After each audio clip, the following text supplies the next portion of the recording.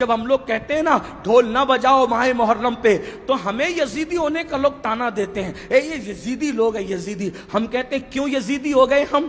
ہاں ہمارا حال تو یہ ہے کہ ہمیں ناسبی اور خارجی اہل بیت کا ذکر سن کے ہمیں رافضی کہیں، اور آپ کو ڈھول کے لیے منع کریں تو آپ ہمیں یزیدی کہیں۔ بہت اچھی بات ہے، آپ کے اپنے معاملات ہیں، مگر یاد رکھنا اللہ کی عدالت میں تمہیں بھی منہ دکھانا ہے اور ہمیں بھی کھڑے ہونا ہے۔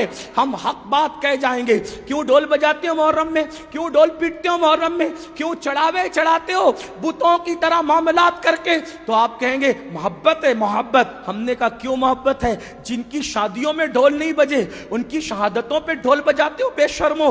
آپ بتائیں مجھے، کوئی ثابت کر سکتا ہے امام حسن کے نکاح پہ ڈھول بجا، امام حسین کے نکاح پہ ڈھول بجا؟ جن کی شادیوں میں ڈھول نہیں بجے ان کی شہادت پہ ڈھول بجانے کا جگر لاتے کہاں سے ہو؟ کہا نہیں نہیں یہ عشق اور محبت ہے۔ ہم نے کہا اگر یہی عشق و محبت ہے، اگر یہی تقاضۂ محبت ہے کہ علی اکبر کے جسم کے جس دن ٹکڑے ہوئے ہوں، جس دن اللہ اکبر امام حسین کے سر کو نیزے پہ اٹھایا گیا ہو، جس دن بیویوں کی چادریں چھینی گئی ہو، اگر اسی دن ڈھول بجانا تقاضۂ محبت ہے، اللہ کسی کو وہ دن نہ دکھائے جس دن تیرے بیٹے کا ایکسیڈنٹ ہو اور تیرے بیٹے کا جوان بیٹے کا جنازہ اٹھ رہا ہو، اس وقت تو ڈھول بجانا، پھر سمجھیں گے کہ تقاضۂ محبت کسے کہتے ہیں۔ تیرے جوان بیٹے کے لاشے پر تجھے ڈھول بجانے کی ہمت نہیں ہوتی، اور ہم شبیہ پیغمبر کے جگر کے ٹکڑے کیے گئے اس دن تم ڈھول بجا کر محبت کی علامت قرار دیتے ہو؟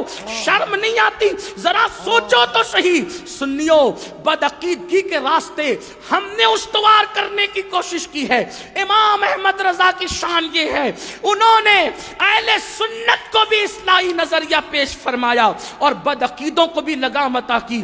کم نصیبی یہ ہے ہم نے بدعقیدوں کے معاملے میں اعلیٰ حضرت کا موقف تو پیش کر دیا، لیکن اہل سنت کی اصلاح کے لیے انہوں نے جو باتیں پیش کی کہ ہم نے اس کی ہمت کی، اس لیے کہ ہم تو سوچتے ہیں فلاں صاحب ناراض ہو جائیں گے، فلاں صاحب۔ یاد رکھو قرآن کہتا ہے واللہ ورسولہ احق ان یرضوا، اللہ اور اس کے رسول زیادہ حقدار ہیں کہ ان کو راضی کیا جائے۔